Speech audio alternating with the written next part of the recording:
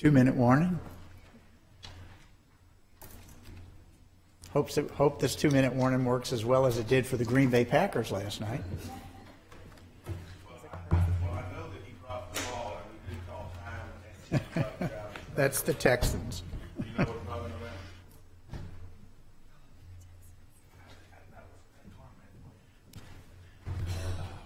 about? Morning, everyone. Welcome to the Budget and Fiscal Affairs meeting to discuss the lease of the new Forensic Science Center Crime Lab.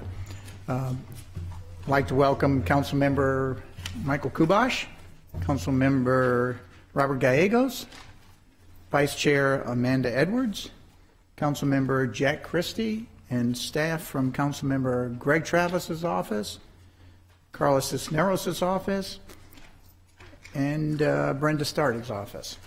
So with that, Vice Chair Edwards, do you have any initial comments? No, thank you. Mr. Icken, welcome. With us this morning to present, we have Mr. Andy Icken and Ms. Nicole Caceres. Mr. Icken is, as you know, the City of Houston's fantastic Economic Development Officer, and Ms. Cisneros Caceres is with the as the board chair for the Houston Forensic Science Center. And then Dr. Peter Strout will be speaking after these two. And Mr. Icken, the chair, and the floor is yours. Thank you very much.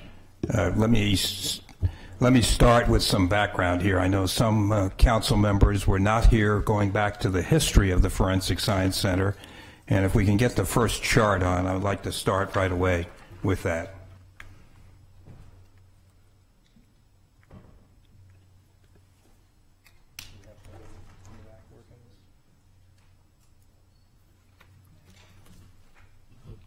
Check and make sure we have that geared up. We're checking now.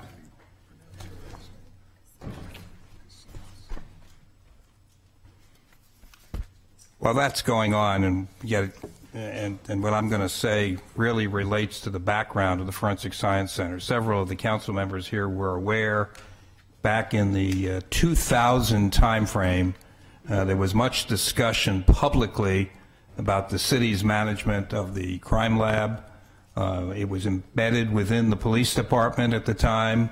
There were a number of issues that emerged on evidence management. We had a full 500-page report done on the item, and that began a discussion in the roughly 2011 period on some changes that were needed.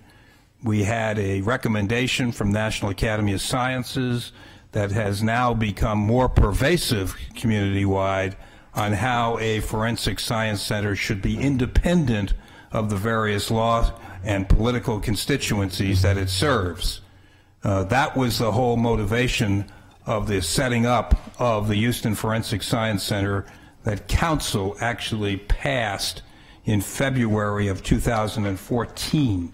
That grew out of some long-range discussions that occurred, including the partnership, including many in this body, including many of the defense attorneys and the district attorney, on the very best way that we could long-term manage the sense.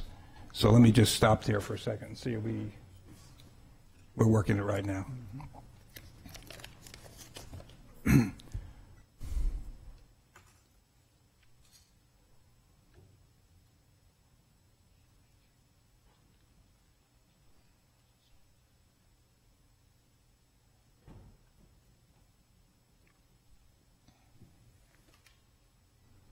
Just waiting on the video presentation.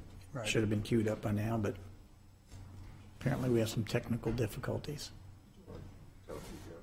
I don't have any jokes other than the performance yesterday of the Houston Texans. That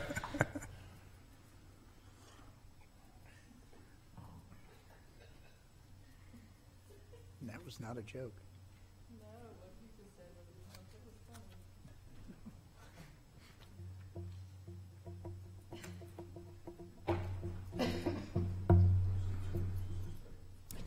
Probably more of a statement than a joke. It's all your fault, John.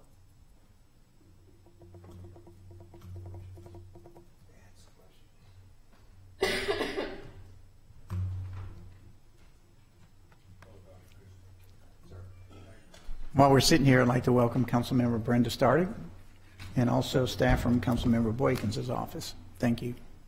Appreciate everyone being here this morning. Everybody does have their presentation in front of them.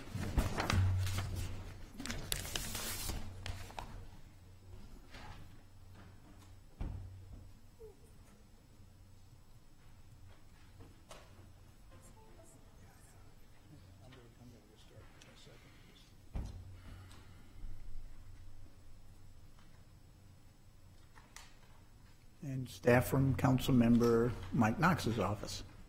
Good morning. And Councilmember David Robinson's office. Good morning.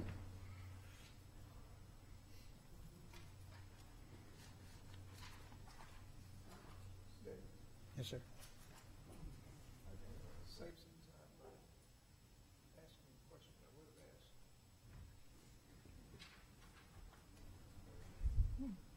You're already ready for questions?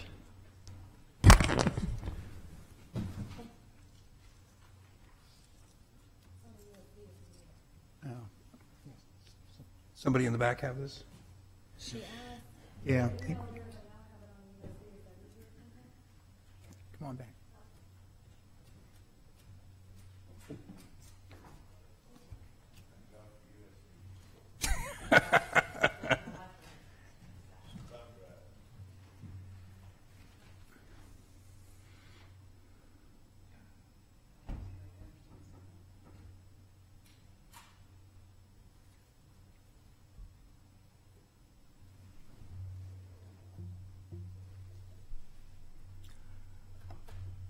While we're waiting, can I do a poll of how many council members have been to the existing crime lab that we have right now?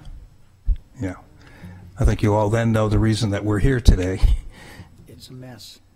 It's been a long path to get where we are while the chart's going on. Let me just say that what you'll hear today really is a result of a whole lot of work that's been done to find an affordable option for the city. We've all recognized that the Forensic Science Center has made do with what they've had, but what we'll tell you that's most important is as the needs for the Forensic Science Center have continued to grow for unfortunate reasons, we've been limited by the productivity of the lab itself. The limitations that exist in the building that we'll describe today have actually limited us from putting some productivity steps in place, like robots and things that often are there because we can't get power to the 24th and 25th floor of the existing building. So as we have tried to cope with many of the things that the existing 1200 Travis building has put for us, we have had to make many intermediate steps and others to make it happen. So in one way or another, this happened. While we're again waiting, let me say that this was recognized at the time of the creation. At the time of the creation of the Forensic Science LGC, which was intended to be independent of this operation, we knew we had limitations on space. Instead, what we focused on was the governance of the operation itself. Let's get a board in place, let's get a staff and a management in place, and of course there were a number of issues that relate to what portion of the activity HPD did versus the professionals in the laboratory itself. This is an organization of 200 people, so getting that management in place and operational was the highest focus that we had. Once we had achieved that, we had begun some conversations on what it would take to do a forensic science center. Now, during this same time period, City Council and the staff was involved in looking at a justice center complex. Much discussion was on, but in no case did we assume that that justice center would have a crime lab as part of it. The understanding was that that would be separately managed. The folks went ahead and hired a consultant to find out what our base case would be. An organization called Crime Lab Incorporated did that work as they have done for the medical examiner here in the county case and as they have done in many other crime labs, and they proposed a plan to build a $130 million separate facility. We quickly concluded that that was not affordable to the city, and we needed to begin a process to look for alternatives. What I charged the group with was to go back and take a hard look at what they could do within the existing budget of the crime lab. Today, that budget is roughly $25 million a year. Council passes that as part of the annual budget. And within that budget, $2.6 million is spent for facilities. Over $1 million is lease space that we have in 1301 Fannin, a lease that will run out next year. And then the other space is spent for utility costs and other operations within the 1200 Travis building today. Roughly spent, and we'll go through some details on how many different floors and on how many different sites the crime lab itself is managed today. Within that, we looked at a number of options. You have heard some conversations that we at first explored a campus option at the University of Houston. We explored that thoroughly. It had a number of plus signs and a number of negative in terms of having to make some major modifications to the building that existed at the University of Houston off on the Schlumberger campus. It did force us into looking at how we could most efficiently do it within a small amount of space and design at that time, and here we go. And just a reminder, thank you, Mr. Aiken, for filling in some dead space. Tomorrow, I think Chairwoman Stardig will have an opportunity to discuss the operational side of this this component. We are here this morning just to talk specifically about the lease and the movement of the crime lab from the existing facility to a lease space. So that's right. Dr. Stout tomorrow will go over many of the aspects that deal with the operational characteristic. This is solely focused on the strategic decision of where do we go from here. Longer term. Thank you. So I think in this first chart, I've covered this all, I believe, already. In Crime Lab, we've had over a 20-year history of issues one way or another. I don't want to dwell on those issues. They were well documented, and they were cause for concern for all of us. We began a community effort. The Greater Houston Partnership was very much involved with that community effort. Myself and Pat Oxford met with the DA, met with any others at that time to look for options that exist that would satisfy all parts of the law enforcement and justice complex. We looked and we chose a model that, in fact, if you, Nicole will talk a little bit about how that has been well recognized across the country and to some now is a standard of operations for Forensic Science Center. And lastly, as I said, the initial focus when we created this in February of 2014 was on governance, staffing, and structure, both interactions with the Houston Police Department and with the law enforcement agencies that we have. Let's go to the next chart. The facility inadequacies that we all faced were dealt with operationally. We found ways to cope with what we had, as the police department did in the past. But we didn't have any funding to significantly change what we had. We came to council frequently with some grant opportunities, and the Justice Department has, in fact, supported several grant opportunities. Council may recall that we received a grant to deal with the sexual assault kits and operations to remove that backlog that existed at that time. I did say that the Justice Center complex that we had extensive conversations with council did not deal with the crime lab. Our understanding was that would be separately managed. And then the detailed study resulted in an evaluation to build a grassroots building of some $130 million. We asked them to seek alternatives within the existing budget that they have, and that we could, in fact, when we do that, find productivity standards. The biggest limitation we had was either the capability to get equipment up to the upper reaches of the police department building today, or the utility support necessary to do that. Some of you, when you made a trip over there, probably noticed that we had to have generators and chilling units in the police department because we had some real risks for a while of the refrigeration of some of the evidence that was in place at that time. The presentation today will focus solely on this longer-range plan for the facility. And as Councilmember Martin just said, we will shortly be up tomorrow. Dr. Stout will be here to talk about how we have coped with the existing situation and how the plan works from there. So with that, let me turn it over to Board Chair Nicole Ciceres. Thanks. So my name is Nicole Ciceres. I am the chair of the board of directors of the Houston Forensic Science Center.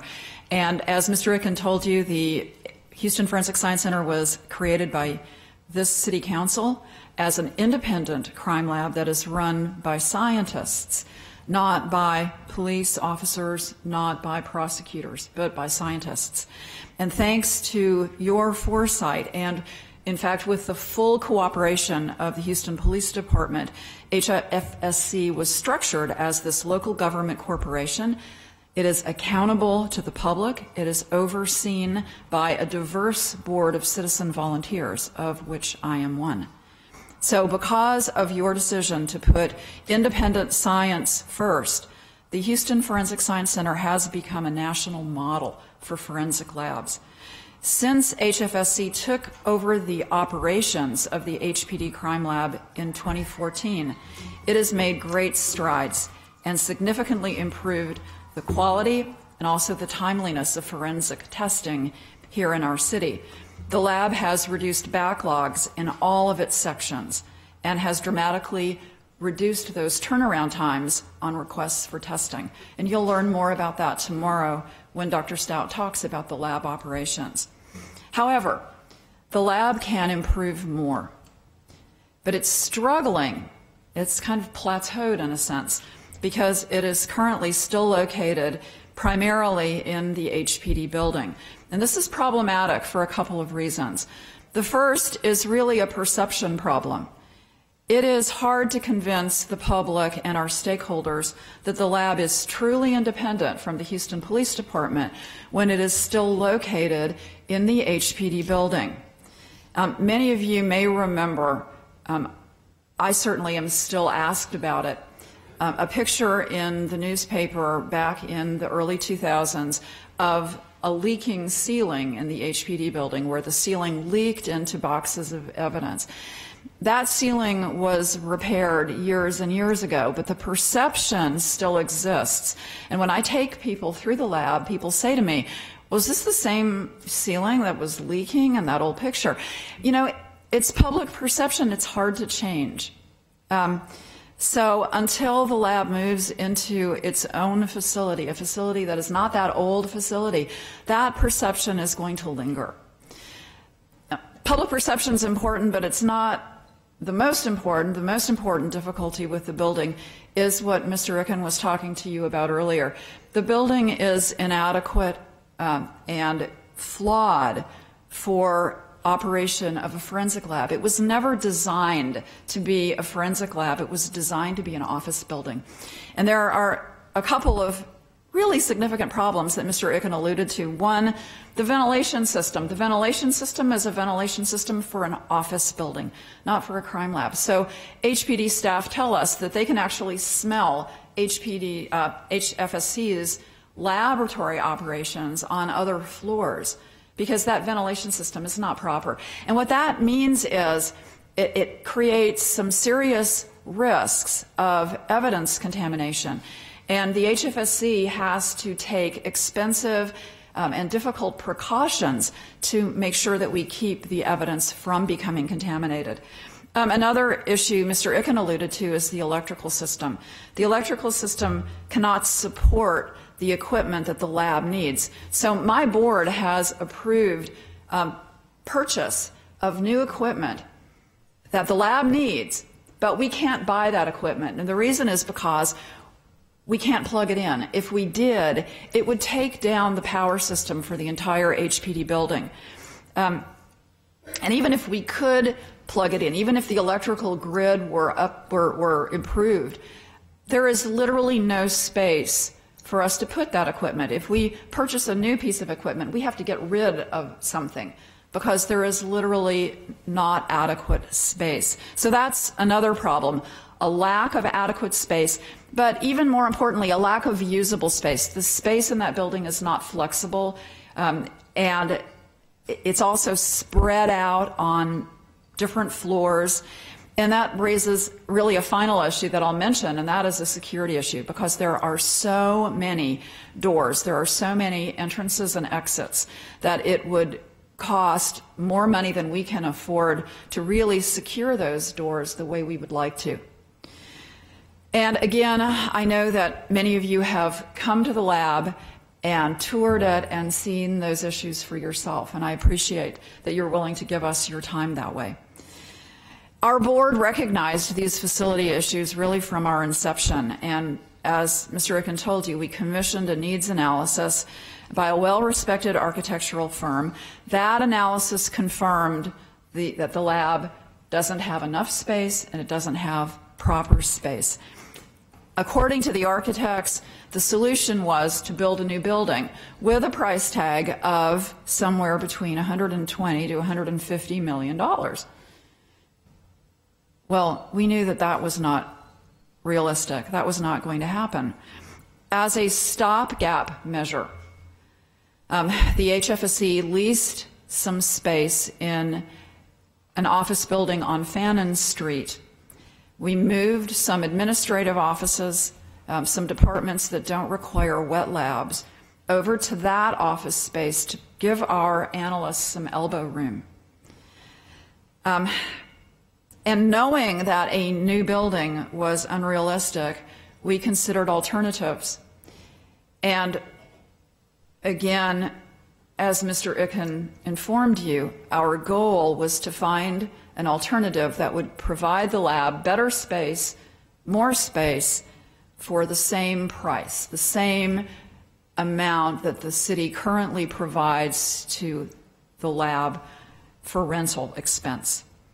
And that number is the $2.6 million in our budget every year.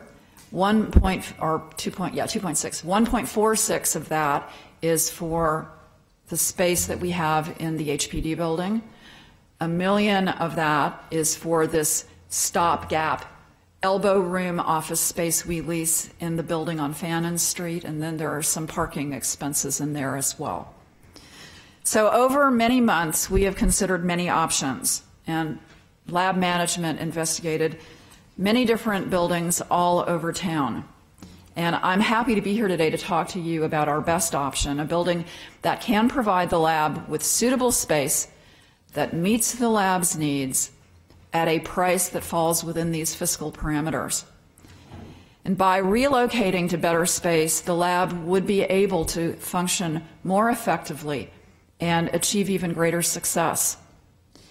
This is really a win for all parties. It's a win for the lab because it gets into better functional space.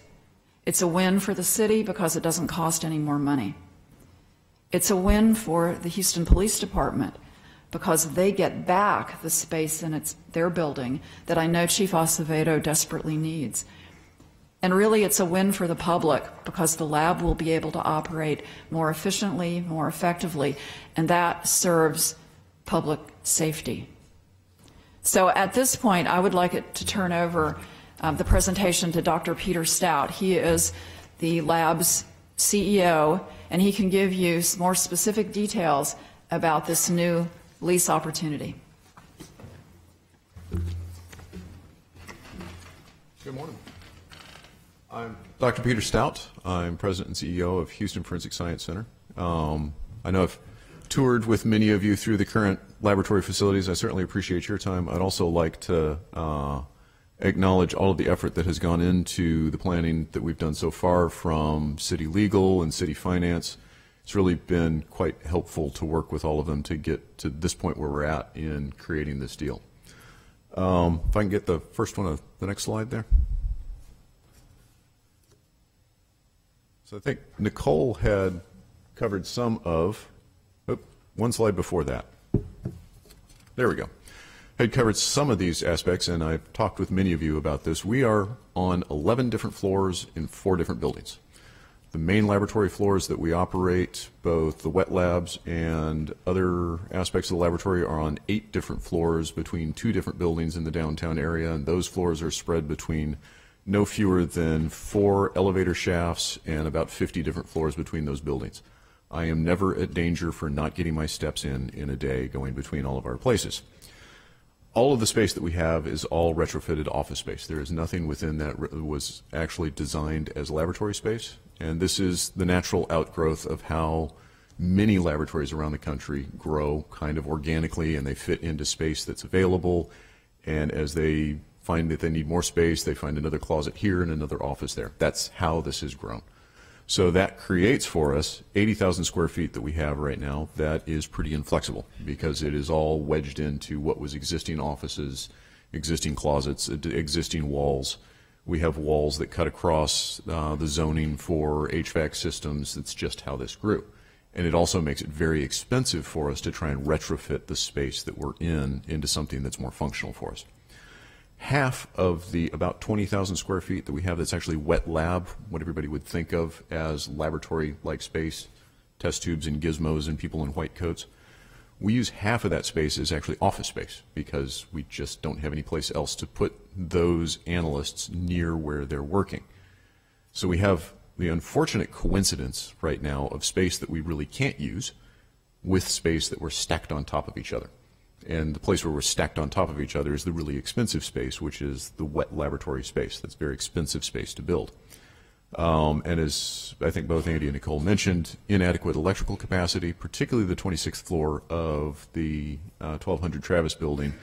We have added as much electrical to that floor as we can, and now we've got to unplug something to plug something else in, which creates a real problem for us in terms of validating new equipment, because I have to maintain the existing equipment while I'm getting new equipment demonstrated that it is capable of doing what we need before I switch to the new equipment. Well, if I've got to unplug the old equipment to put in the new equipment, it makes it very difficult to establish new equipment. In fact, Councilmember Christie helped us procure a new robot in toxicology. We had to move the existing robot down 2 floors to another closet. We had to spend money on revalidating that piece of equipment back where we had moved it. We were down in operations for several weeks while we got that old equipment set up to then place the new equipment in the place where the old equipment was to then validate that equipment so that we could actually get moved on to that. It took handily 3 times as long as it should have and cost us a lot more money. Very appreciative of the piece of equipment because it certainly has been beneficial to us, but that's the kind of musical chairs we have to play with new equipment. We've also mentioned about the cooling. All of this equipment produces heat, and yeah, there's just not sufficient cooling to be able to handle the heat of that. And as I think y'all are aware, it's for what is an independent laboratory. I mean, we function independently from HPD. We control the space separately from HPD. But I've got analysts that sit on the stand every day having to answer questions about that because you walk into HPD's headquarters on the way to the laboratory. Next slide, please. So the solution that we're proposing here is at the 500 Jefferson building, and here's a downtown map. That orange part right there in the middle is the building that we're looking at, and there's some of the space around it.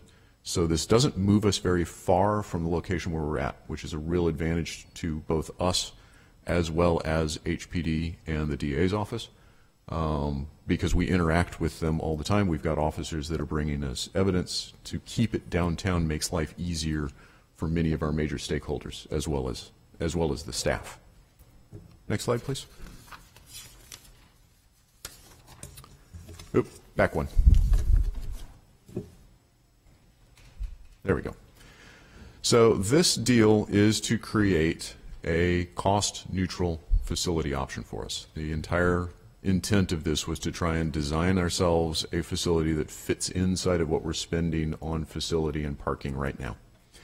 So this occupies 4 floors within the 500 Jefferson building. The 500 Jefferson building is about 400,000 square feet. We would occupy about 83,000 square feet within that building. We'd have another 3,000 feet that is in the first basement, and that's where we would put the firing range and some of the crime scene processing in the basement part. We would occupy 3 modular office floors that have office furniture that already exists on those floors. It's already built out as office, and all that furniture would come across to HFSC as part of this deal, and it's all, like I say, modular office furniture that can be moved around and changed with time. One floor we would gut entirely, and that's where we would design and build new laboratory. So it would be everything taken out of there, entirely new HVAC systems designed, air handling for laboratory space designed, ceilings and walls and all of that would be put in, designed for laboratory function.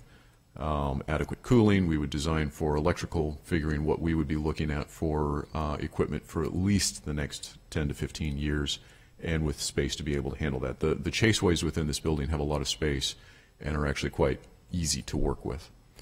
The 3,000 square feet that are in the basement, which is the first basement of the building, that's where we would be moving the firing range. And I think I have joked with many of you as you've come through, pointing out the fact that our firing range is currently on the 24th floor of a high-rise building in a downtown area, not exactly where you want a firing range. This would actually put it subsurface, along with where we would handle some of the, shall we say, less pleasant evidence that we have that comes in from crime scenes. So the idea on that is weapons go down. So we're not moving weapons through a high-rise building like we are right now, and the more unpleasant evidence goes down to the basement where we would handle it there. This is a building that had no flooding during Allison or Harvey. Plus, what we handle in terms of evidence, we don't store evidence. We have evidence that is in process. So the quantity of evidence that we handle is pretty small. It would be part of our policy and how we'd handle if we've got a flood event coming up, we would move the evidence up. So that gives us a total of about 83,000 square feet within this building that would be designed as efficient and flexible space. It's not a whole lot more than where we're at, but really when you start to think about it, it just about doubles our laboratory space and just about doubles a lot of the office space because we have so much space right now that we just use poorly or can't use. And this also is independent space. This is in a multi-tenant building that's not any one organization's headquarters. It gives that, I think, a perception and a reality of this being an independent space. Next slide, please. Back the other way. There we go. So just to give you an idea, floors 13, 14, and 15 are existing office modular furniture that we would take over from the building owner. It's nice stuff. It's Herman Miller office furniture that is, I think, about 5 years old. So I think that the biggest thing for you to take away is this is part of how we are able to move into this as quickly as we can because much of the space already exists. This then allows for the investment to be on that laboratory floor. Next slide, please. So just to walk you through, this is the 18th floor as we have gotten to in preliminary designs. If you click the next one, that'll show you where the next click, please. There we go. So go back one click. That is where the elevators come in. So that is basically the scale of our lobby space. We can't use lobbies to process samples, so I'm not real keen on lobbies. Basically, it's right there around the elevators, and then outside of that is our security perimeter. So at that point is where we have two-factor authentication coming into our space, cameras, that type of thing. Next click. So on the laboratory space, one more click there. We have this interior hallway that runs around the inside. So the hallway around that would have glass so that you can view into the laboratory. I think as those of you who have come and toured, we're pretty limited on where you can actually go in the laboratory because walking people through laboratory space is a problem. This would allow for people to be able to see into the laboratory without actually going into the laboratory. Plus it gives a fail-safe perimeter, mag locks at the elevator, that in case of fire or power loss, those locks fail open. But for the laboratory, they fail secure. So they're solenoid locks that would fail secure. So we maintain a security perimeter even in emergency circumstances. If we go back to the slide and the next click there, and just walk you through. So that space there will be biology, which is then designed specifically for biology work. And the next click, just the idea is we would have one-way airflow that moves through that from the least contamination sensitive part of the operation to the most contamination sensitive. So the air handling would actually help us out with contamination. Next click there. So we also have some space for our quality division and research and development. Next click. is controlled substances or seized drugs, which also includes a dedicated instrument room, which helps control for both heat and noise. This isn't something that we've got currently. Next click. Toxicology is similar, that we've got a dedicated instrumentation room, and we handle separate airflow from toxicology and seized drugs so that we prevent any potential contamination there. Next click is the latent prints lab. So all of that is what fits into the 21st floor. Next slide, please. Oh, we also have 2 dedicated evidence storage areas on that floor for the evidence that we bring in and is in process. And this is important because what we do in these floors is put what's called a pre-action fire suppression system in there to help prevent potential leaks and damage to property, as well as additional security layers on that. So we have security storage there. That's not something we've got at all right now. Next slide, please.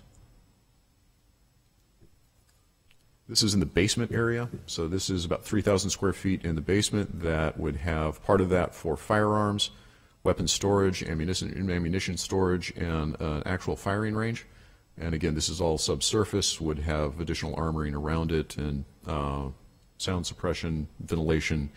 Part of the location of this puts it where we can ventilate easily out of the basement. And then the next click is the other part. Give it one more click. The other part of that space is for the crime scene unit. Next click there, which should be in purple. There we go. So that gives some space for drying evidence, packaging up evidence, and swabbing of DNA evidence. So again, the idea is we take weapons, as they come into the building, they immediately go down into the basement, and the really unpleasant evidence goes down to the basement so that we're not taking that through the rest of the building. Next slide, please. So some of the numbers on this. The idea is a 30-year long-term lease. That is for 83,000 square feet. This is a turnkey solution that we have worked out a pretty extensive work letter and description of those aspects that we need. The actual construction of it will be capitalized by the building owner, and then that is amortized and capitalized back into the lease payment that we have. That you can see in year 1 is 2.7, which basically is what we spend right now for all of those things plus parking. Year 11, there's a step increase in the lease cost, and this also includes all the operational expenses of the building within that. So this isn't just lease, that's both lease and operational expense. So the operational expense is increased for inflation across the entire time frame, and then there's lease steps at years 11 and 21. So you can see what amounts to the total lease and operational expense costs for those blocks of years. Now, the part that I'm really excited about, well, I'm excited about a lot of parts of this, but we would be able to start moving into this March 1st of next year. The lease at the Fannin building ends in April, so that gets us out of Fannin, avoiding any costs that we would have in exceeding that lease.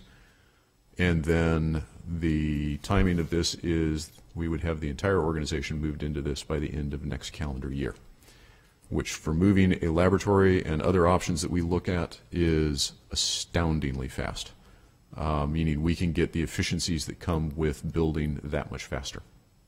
Next slide, please. So just a little bit more detail behind what those payments are. So the first column is what we would be paying in year 1. Yes, there are some one-time expenses that we will accommodate inside of our budget in year 1. We'll figure out how to make that work, and I think David Leach, my CFO, and I have some thoughts of how we would get those one-time expenses taken care of. That includes duplicate rent. That includes moving and revalidating instruments, all of those types of things. We also would have some cash that we've currently budgeted that we would have based off of not renewing the Fannin lease. And then you can see the 30-year total, both inflated at 3% across the years, and then the last column is if we take out that inflation for that inflation estimate of 3% across the entire time. Last slide, please. One of the things to point out, Andy mentioned about the potential that we had with University of Houston. The COO, Dr. Castillo, and I have had quite a few conversations with University of Houston over the last couple of years about all the potential partnerships that we could have. And it certainly was one of the things that was attractive about building there. But what we came to realize was the building doesn't have to be on one of UH's campuses to actually have these partnerships. And we have been making a lot of progress on partnerships. And one of the things that I've talked with Dr. Juan Muniz, the president of UH Downtown, as well as a number of faculty within the Central Campus, is particularly about workforce development. Forensic sciences really struggles with the workforce development for us. There are disciplines that we expect basically all of the experienced analysts in the country, about half of them, to retire within the next 3 to 5 years. And these are disciplines where it may take 2 to 5 years of on-the-job training to actually have somebody that can be in production. So what we are talking about, and I've talked with multiple universities, and UH seems to be particularly well positioned for this, I'm interested in strong science background and engineering background students that we can work out for long-term internships, fellowships, that they can come work with the laboratory part-time for 1 to 2 years. That gives me the ability to work with them on stuff that I can't do in a summer, that I can't do in a few months. When it takes, say, in biology, an experienced analyst still is probably a year away from being productive for me. In toxicology, oftentimes an experienced analyst is still a year to a year and a half out from being productive. New students really struggle when they go to forensic laboratories being actually productive. So for them to go either on with us, which is what I'd really like, or elsewhere in the country, to have that actual laboratory experience is a huge leg up on other students. So that's really the main thing that we're targeting, are those types of programs. And one that, as a vet myself, I'm really interested in, and we've talked about this a few times, particularly for firearms and latent prints. I think there's a real potential for job training for veterans in those disciplines in particular, and I think in association with an academic program, we would then have a line towards the GI Bill funding that supports their student side. We have a long-term fellowship with them. I always like hiring vets. We've got probably about 18 vets within the company right now. I think it would be a really strong pairing. So with that, I think that covers what I had planned to say. Happy to answer any questions. Thank you, Dr. Stout, and thank you, Chairwoman Caceres and Mr. Icken. As always, we invite public speakers. Ms. Perez, if you'd raise your hand at the first row. If anyone would like to address this body, please sign up with Ms. Perez. I'd also like to welcome Councilmember David Robinson and staff from Councilmember Jerry Davis's office. Now we go to questions from council members, starting with Councilmember Jack Christie. Mr. Chairman, thank you. You might have to put me back in the queue because I want to go over the 7-year history here, but Nicole Caceres and Dr. Stout, I always enjoy their presentations. They're bright people. They use common sense, and their job some years ago was to make this a very efficient, politically separate organization, science-based, so we really appreciate that. I had 5 goals when I went in 7 years ago, almost 7 years ago. Getting the city and the county working together. They did nothing together, and they had one library that they worked together. To solve the disease care deficit we had of $17 million for employees. To solve the pensions, make this the friendliest city for conventions, and put the city and the county crime lab together. It just made common sense for the taxpayer that additional $25 million for the city forensics lab. Why didn't we work with the county to save the taxpayers money and get the best crime lab in the city?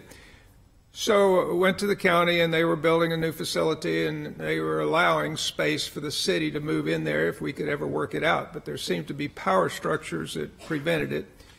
So they came, in the history, you came and asked for a $25 million budget for the City Forensic Center.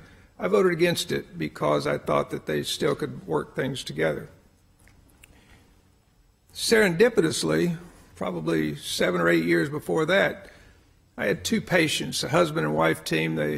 Between them, they had about 3 or 4 PhDs, and one, the husband, eventually, he was an expert witness in the O.J. Simpson trial on forensics and such, and the wife was the whistleblower for the problems here.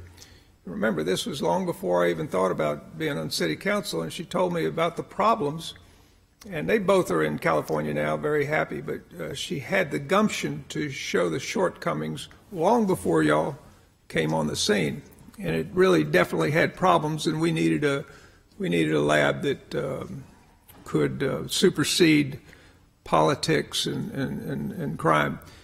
So with that in mind, that was one of my goals, to get it the best in the nation.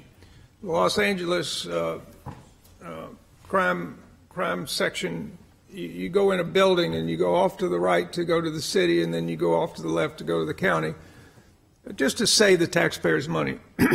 Since then, in my visiting, would you like me to continue or go back in? Now, finish your last statement, and then we'll put you back in queue. Well, there's 7 domains that the city has to become good at, and that's the digital multimedia, firearms, ballistics, forensic biology, the prints, the toxicology, controlled substance, and crime scene. And we were good at some of them. This county was good at others. I even had a meeting to where city forensics and the county, and I said, do something together. And they found that they could do evidence together. The end of that night, they said, I think we can do evidence together. So at least it superseded that.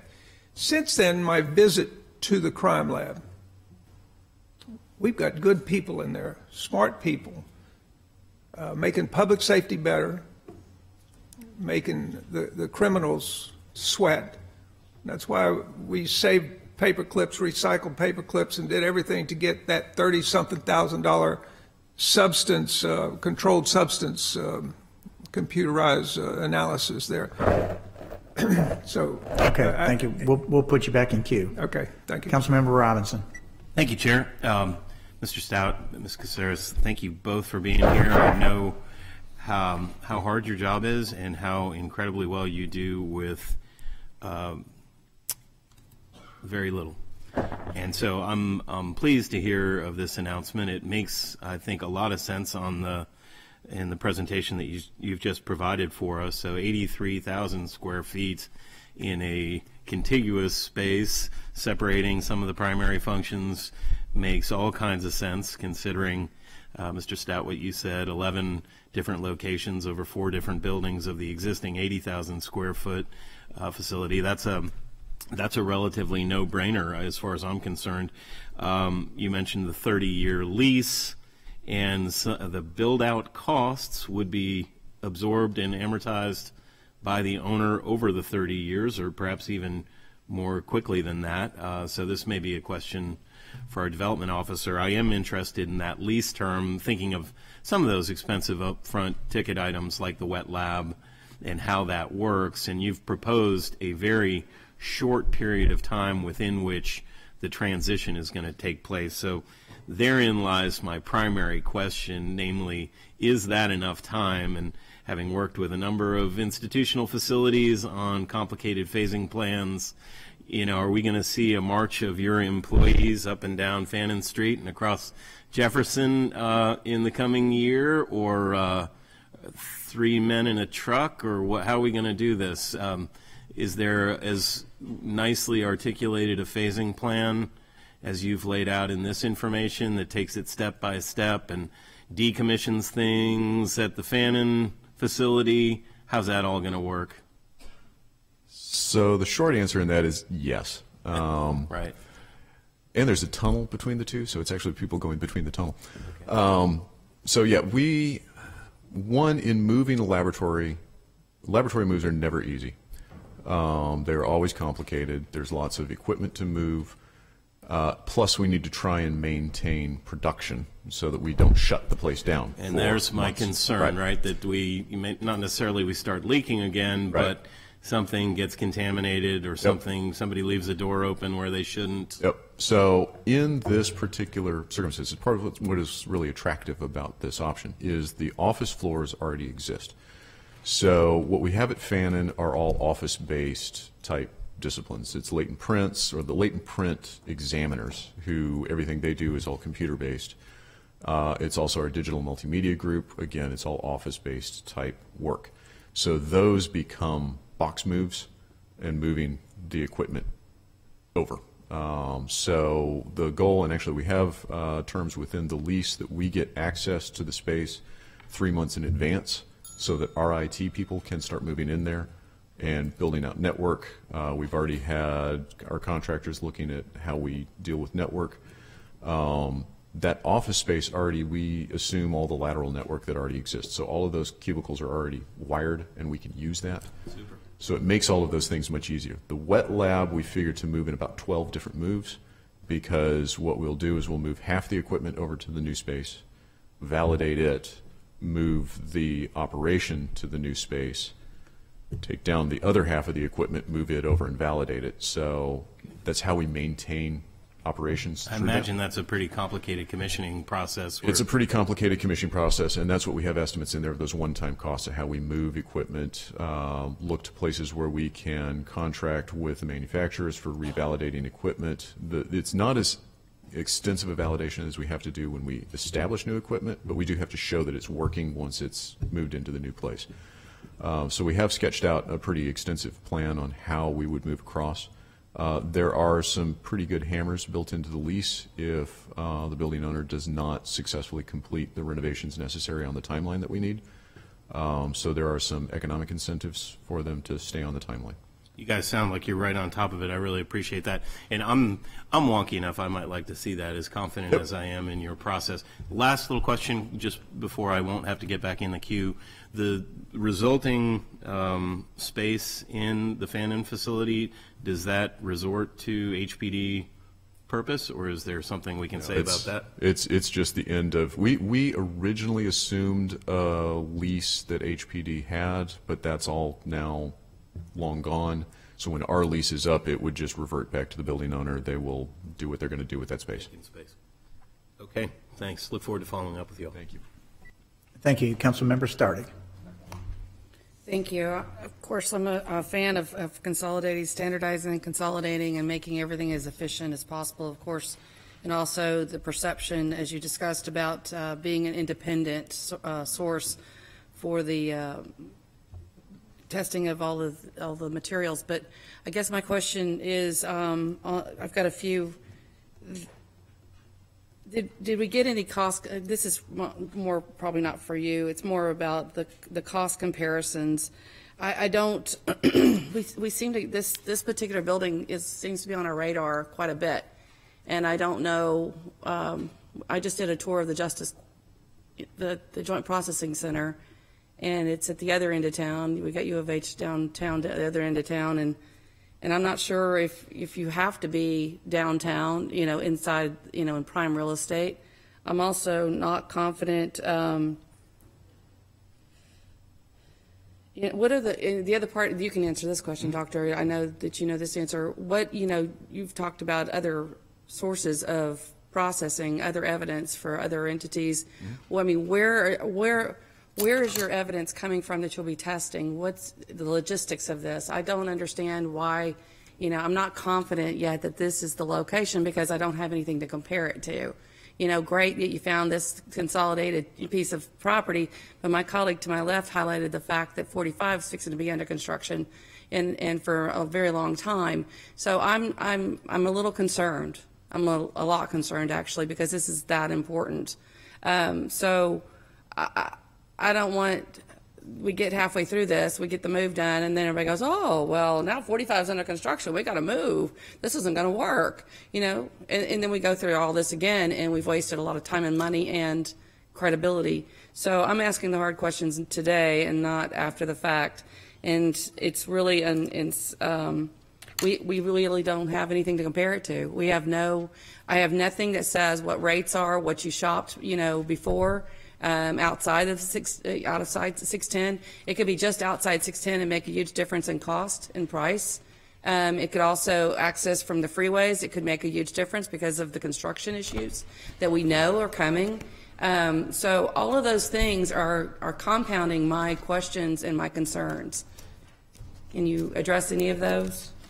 Or all of those, please, I hope? Yep. So I have almost lost count of the number of buildings I've looked at. We started in on this with a needs assessment in 2015, which is when we had a company called Crime Lab Design that does crime laboratories, has done a number of crime laboratories around the country and around the world. Sorry. They came in, and that was the original assessment of the space that they concluded that we needed. That was the about $120 to $150 million concept. Obviously, that rapidly became obviously not practical. So we shifted. I come out of the commercial sector. I ran workplace drug testing laboratories, and almost all of those laboratories are in a warehouse space. They're pretty, utilitarian. So we started looking at, could we find a warehouse space that we could use? So I've looked at spaces outside the Grand Parkway. I've looked at spaces outside the 610. I've looked at spaces even inside the Central Business District. One space we looked at that was very promising is right on White Oak Bayou. Turns out, as we got to looking at it, it should probably be more classed as in White Oak Bayou. So, that doesn't work as well. So we mapped out where all of our staff come from, and while probably just more than half are on the west side of town, they're really spread entirely around. So there's another aspect to consider is where staff travel. We interact a lot with the courts. So as we get out to Beltway 8 or farther out, the travel time then for getting to court becomes pretty substantial. We've got people in court almost every day.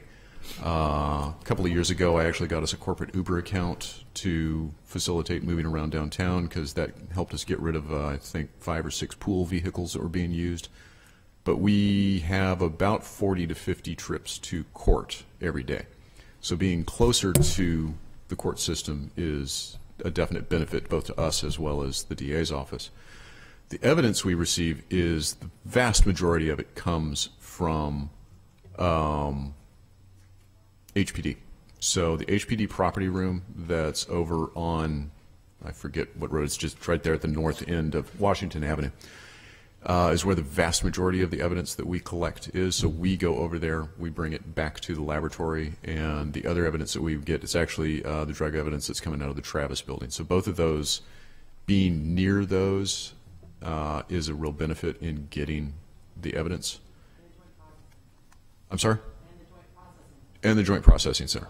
And with Joint Processing, that's particularly toxicology samples for DUIs would be coming from that Joint Processing Center. So you think about really where are the challenges in our evidence transport. It's being farther away from those. The risks go up the farther away we are. So the UH campus, while it was still within about 3 miles, those 3 miles add up. Those 3 miles added about half an hour to many people's commute because there isn't public transportation. Many ride the bus. I mean, I'm one of the bus riders that comes downtown, would then have to catch the Purple Line, goes down there, but it's about another 30 minutes to people's commutes. So we've looked at a lot of those things, both the flood vulnerability, trying to be as close to the downtown area as we can, but still be cost effective. What are facilities that we can actually find that we've got somebody that can capitalize the original build? All of these have been factors that we've looked at and have ruled out with a lot of different buildings in trying to get to that. I've talked with several different commercial developers, several different government entities trying to find a way to put that together, and that's how we've ended up with this particular option. What's that? Mr. O'Quinn, I think. Who owns this John building? Quinlan, who's Quinlan, sitting I'm right sorry. back there, owns the building. Mr. Quinlan. Thank you. Councilmember Kubash. Thank you very much. I have the greatest respect for Nicole Casares and the work that you're doing for us. You bring a level of professionalism and confidence to this whole thing. So therefore, it's I know you're just one person. You can't watch every door, everything, all the time. Are you aware that in this same building, the DA's office is residing in that same building? Yes, I am. Councilmember, I am aware of that. Of course, the district attorney's office is on I believe it's a 2-year temporary lease while the courthouse is being fixed. I know, but we're moving right into a building where the DAs are. I mean, I think there's a big difference though, I mean, because the HPD building says HPD in big letters on the front, but the DA is on a temporary lease with many other tenants in that building. There are many other lawyers' offices in that building. I'm sure there are we're just defense lawyers. We're just talking optics. No, I understand. I well, mean, it's something that was definitely something that our board talked about. Well, but when y'all make a presentation to us, you need to tell us, hey, the district attorney's in that building.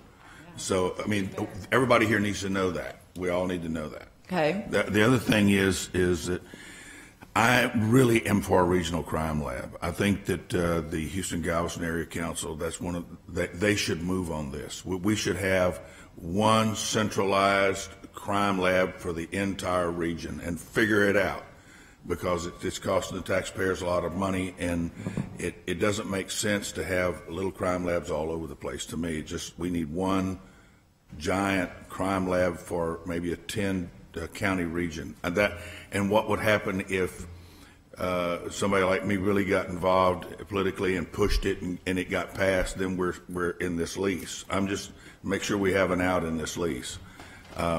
Is there, and that's what I'm thinking is, we're currently probably doing things for other counties, smaller counties, or are we or are we not?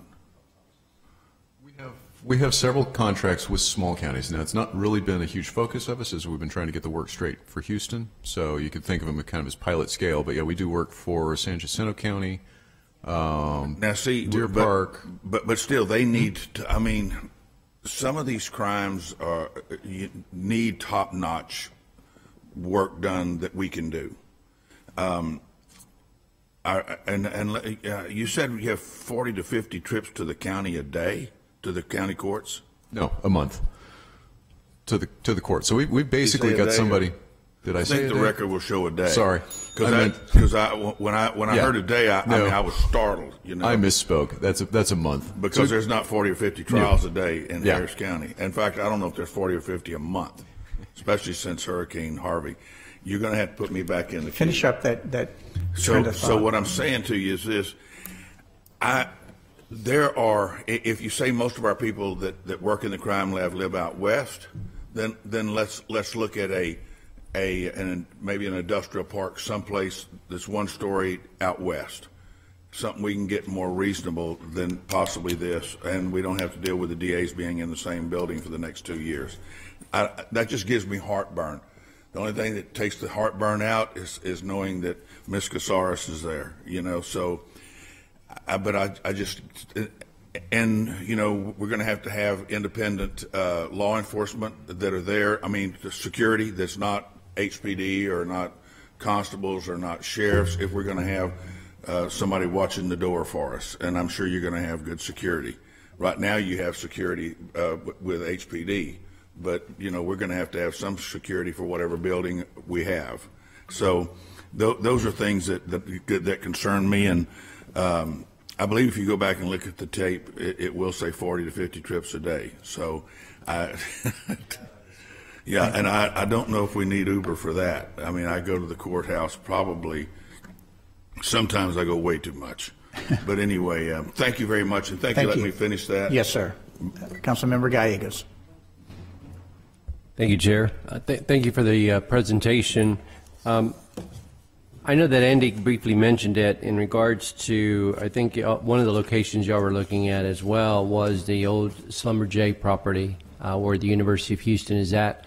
What happened with that in regards to not pursuing that? I thought that would be a great idea in regards to, you mentioned forensic workforce development with U of H. And I think that would have been a great location, partnership with the University of Houston.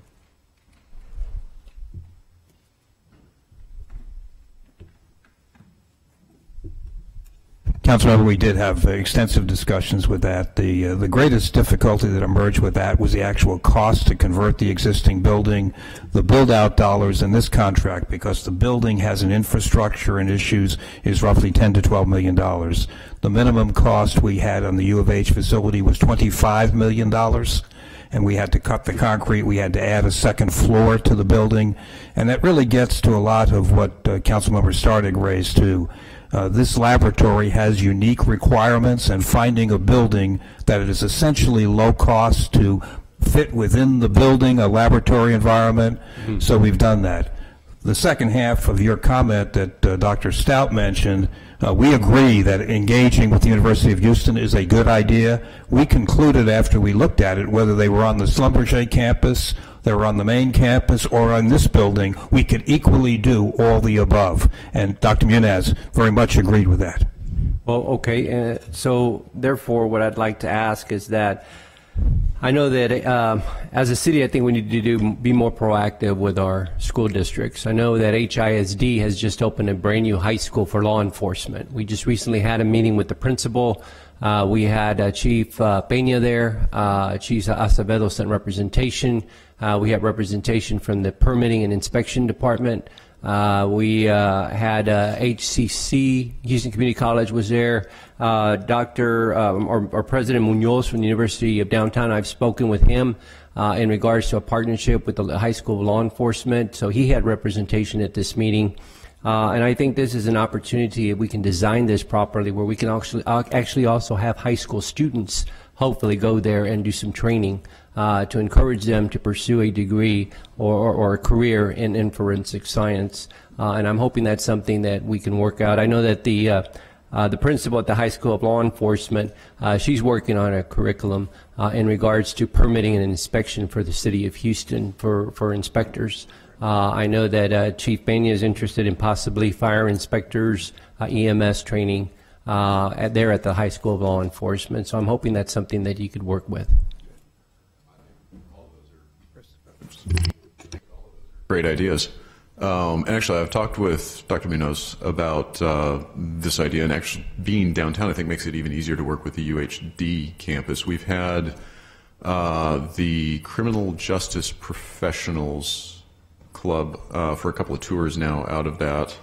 And one of the things I'm particularly interested at both UHD and the Central Campus are computer science students and data analytics and data visualization students. We've got a lot of data analytics challenges that I would love to get those students involved in. So I've got some meetings coming up with the computer science data analytics departments and have had quite a few conversations with the College of Engineering at the Central Campus on similar ideas. So I think there are a lot of partnerships that we can work on with both of those. If you have not had the opportunity, I encourage you to please go tour the High School of Law Enforcement. You'll find that it's very impressive. They even have a mock courtroom, so that it's on Scott Street, right there by the rail line in I-45. We will definitely follow up with that. Great, thank you. Thank you, Councilmember. Before we go to second round, a couple of questions from my end. I think Councilmember Kubash and I laughed a little bit about this, but his comment on the DA being located in the same building. Well, we also have defense law firms that are located in the same building. And, by the way, the crime lab is presently located in a police building. So the optics of all three are a little bit difficult. And I'm going through our company's acquisition of a 400 force relocation right now. And I can tell you from what we've looked at on the west side of town, Greenway Plaza, even as places like the area off of Beltway 8 that is being developed now on the east side, the rates that we're seeing when you move a little bit south of Clay and south of Dallas drop dramatically. So if you want lease space, which this is a little bit south of Clay, it'll be a lot different than what we call Tier 1 prime downtown space. So the numbers that I looked at compared to what we're looking at on the west side as well as on the north and the south side is pretty attractive for what we're going to get. So question, you mentioned locating office space in a basement. How does that relate to flooding? Past flooding that we had, and also as the city gets bigger and as crime is more prevalent, expansion of the crime lab, those two subjects, basement and also expansion. Certainly. Okay, so basement, this building did not flood in either Allison or Harvey. So we've got pretty good confidence. You know, it's basically in the highest end of downtown area. So that gives a lot of confidence of not flooding. What we've got positioned down there is firearms and crime scene. Both of these, what we handle evidence that's in process. So we're not storing evidence. It's part of what we did in Harvey was we moved evidence back to HPD's crime lab, or their property room. So actually during Harvey, we're on the 10th, 20th, 24th, 25th, and 26th floors in the Travis building. So flooding wasn't an issue, but what we did have issues with was we had leaks on all of those floors because the windows leaked and then water came in. So we had the crime scene unit actually rode out the storm and helped us cover stuff up, deal with leaks that we were having during the storm. This building is in much better condition, so I think we'll mitigate some of the issues from that. And what we would have stored in the basement, just as a policy, so like right now, as we've got flash flood warnings coming up, there would probably be, we would take whatever evidence that we had in the basement and move it up into other storage areas for the duration of that risk.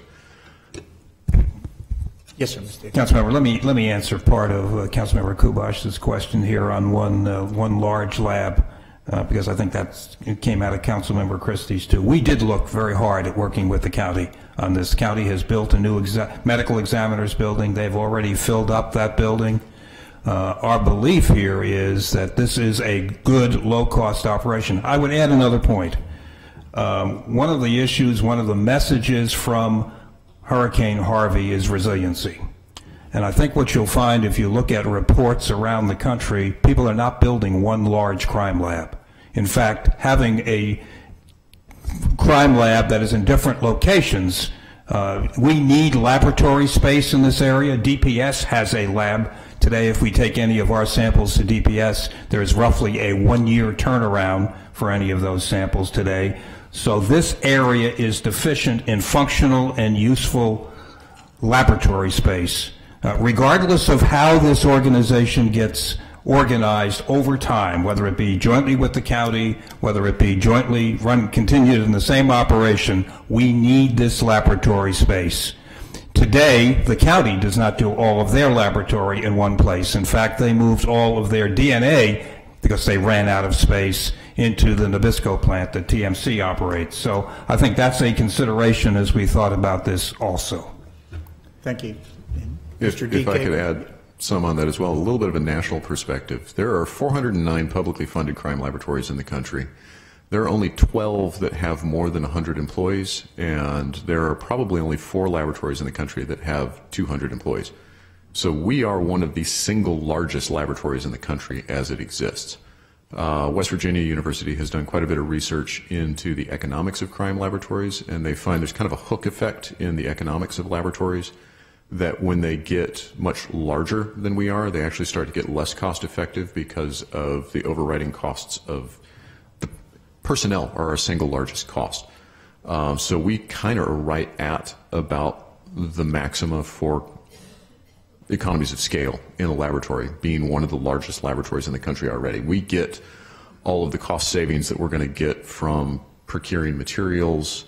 We really aren't going to get any other cost savings out of those. So you're not going to get a whole lot more out of much larger. Another thing that I have talked with a number of people about is how we could make the laboratories more efficient in the evidence that we get and better evidence handling. And I think there is a place where there could be some consolidation. And I noticed that that was also in the Kinder report that just came out of those backroom operations, and one of those is evidence management. Thank you. Mr. DK from Councilmember Jerry Davis' office. Thank you, Mr. Chair. Good morning. I have a quick question. Can you give me the total cost of this lease agreement over the 30-year period? Over the 30-year with the inflation factor in it? Or with the inflation or without? What we expect. Okay, what dollars as paid would be about $111 million across the entire 30 years. That's both the operational expenses as well as lease. Okay. And the $130 million quote at the beginning was just for the That would just new be to construction. capitalize it to build it straight up. Exactly. So if we were to do That doesn't it, include the operational cost. that doesn't include our operation, nor does it include land. Great. Thank you very much. Councilmember Stardy. Thank you. I think we're going to have an additional meeting on this. I'm not convinced. I know the availability of real estate. It may not be what you consider ideal, but the fact is, this is another price tag that when we went construction that we were not anticipating, and I'm not confident that it won't be another one of those. What is it, Councilmember Kubosh? C-Smart? Yeah. I don't want to go down that road again until I'm convinced, and it's going to be a hard sale. I want to see the analysis. I want to see what you shopped. I want to see what the differences are inside, outside the loop. Okay. Whether we purchase the land, go ahead and purchase a warehouse that is already on the market. I've already found one that has 90-something thousand square feet in a corridor that would give you access. Once again, I'm not trying to blow. I know you've done a lot of work, and I respect that. You know I do. But we have a responsibility here to the taxpayers, and I want to make sure that we're not just going along to get along. I'm not doing it. So we've got to make sure that we're convinced here. So I appreciate, again, your time, but I need to see the work that you've done. And if you've done all that work, then you have that documentation. Thank you. We'll gladly do that, and we have all that material. I will add the one comment on the impact on the freeway. We have been very much involved with TxDOT on the North Houston Highway project. This building is not impacted by any of the alternatives that TxDOT is planning on that. The conversations on the freeway, the Pierce Elevated moving away, even if that moves away, it does not change a thing in terms of the construction. The only question is whether it comes down or stays up in this conversation, and we did worry about that, and we looked at that very hard. So I'd answer that question. And again, I appreciate that, because that's something that we should do in all planning. But this is a hefty price tag again Great. to swallow under the circumstances when we're talking about laying off people, and we're trying to make sure that we accommodate and do the right thing for the victims of these crimes. I want to make sure that we do it right and don't set us up for failure. Thank you. Councilmember Christie. So as I left off, I was really pushing for the city and county to come together. County had a building in the medical center, and they were allowing for space. You just reiterated that space has been used up. So that option that I really fought for many years is negating. The U of H downtown has a lot of new construction. Was that considered, and is it a viable financial option? And then I've got follow-up on that. We did not talk directly to U of H. They have fully programmed their new engineering and science building that is downtown. We'll certainly talk to Dr. Muniz of whether there's any option. They do have a second building, which is largely a life fitness type building on that. But we will follow up, and I'll talk to Dr. Muniz. Okay, thanks for following up with that. So, in collating the years of work towards this, not only it's amazing that Houston Forensics has done the job that they've done with the facilities and the equipment that they have. It's amazing. Political environment has improved. City and county is working together a lot better. The science has worked. The technology, the reliability has improved. You've looked at other options. And Mr. Icken, you probably have more real estate collective knowledge than all of us put together. So I admire that. And you did the medical center before that, 4 mayors. So just like the Exxon building presentation, I was open to that for the Justice Center. There's been a lot of homework done on this. The needs are there.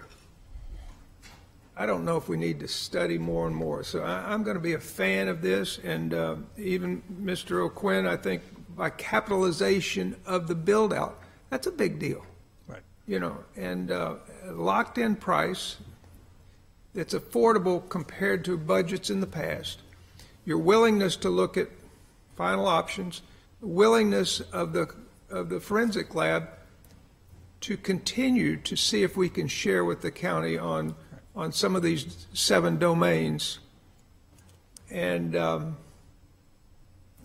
make this the best crime lab in the country. And I think the homework's been done. And we can't delay. I mean, if you don't believe that, just go visit and see some of the antiquated equipment. The leaks are still there, the confined space, and everything that they presented. I have to trust the experts after all this time that I'm going to be in favor of this. Okay. Thank you, Councilmember Christie. Councilmember Kubash. Yes, I'm certainly not saying that I'm opposed to this project. I just would like to make sure that we have looked at other options, because this was an emergency call meeting. I haven't been laying at home at night thinking about this and dreaming about this and looking at buildings and driving around and trying to do this. So this is something that you have brought forward to us. That's right. And, that's right.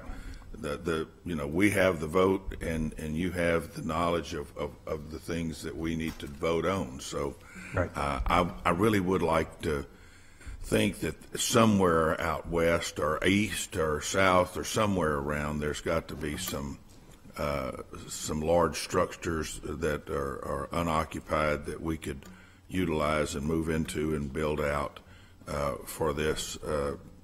I really and I know that if they tear down this Pierce Elevated, and that was experts that done that too. It's going to tear that down, Jack, and they're going to put this freeway under the ground. I don't know if they've ever heard that we flood here in Houston, but they're going to put 45 underground. I guess that's going to be a detention tank, I guess, is what we're going to have that for. That kind of makes sense. Make it another detention tank for us.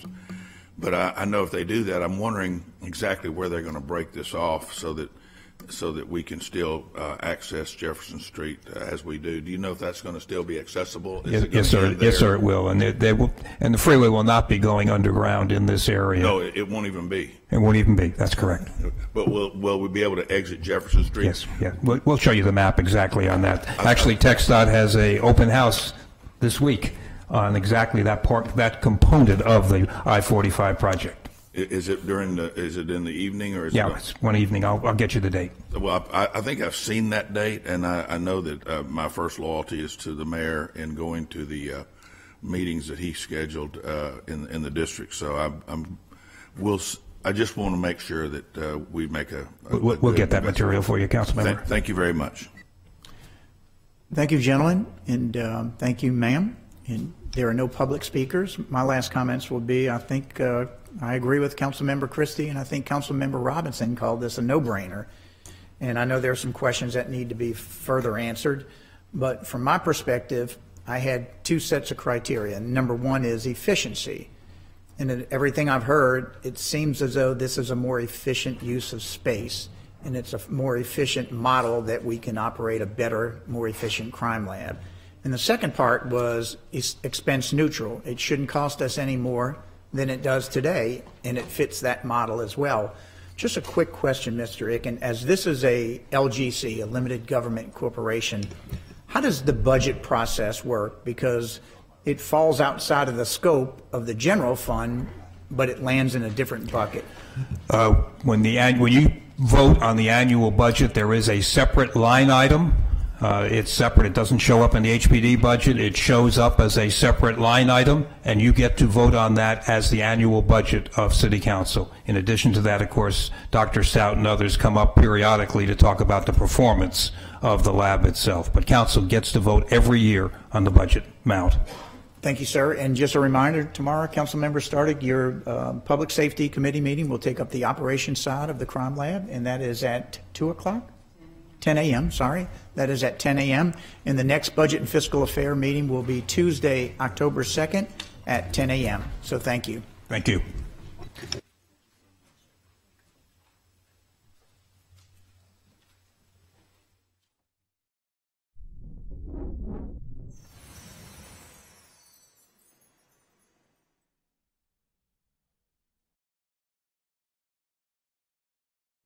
for the Texas courthouse renovation effort.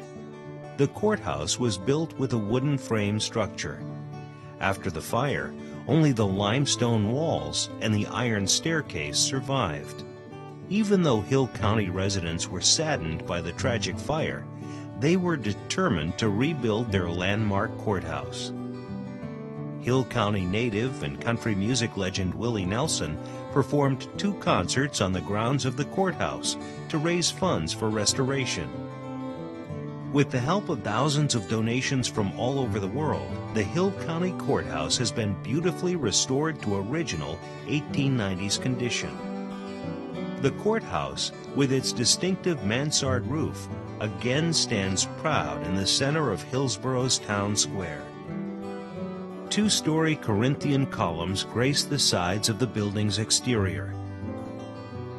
Inside is a 2-story courtroom with a balcony. It is wonderful to look at. It is just a fantastic example of historic Texas architecture. It's one of the most beautiful courthouses in the state today. It's a landmark, a beloved landmark. Now the clock tower of the historic Hill County Courthouse shines brightly in the night sky. Today, Texas boasts the largest collection of restored county courthouses in the country, attracting heritage tourists and casual observers alike. In large and small communities, the courthouse represents a galvanizing force for preservationists who work together to restore historic buildings to their former glory and renew our link with the past. Without these courthouses, our generations to come will lose the connection that they have to their forefathers. It's really important to preserve these courthouses. That's Texas history. That's who we are as a people. The values that built those courthouses, the values that strengthened the communities that built those courthouses, still exist in Texas. They're part and parcel of what it is to be a Texan. In many instances, they are the oldest public buildings in a county. They are a community's estimation of itself in stone.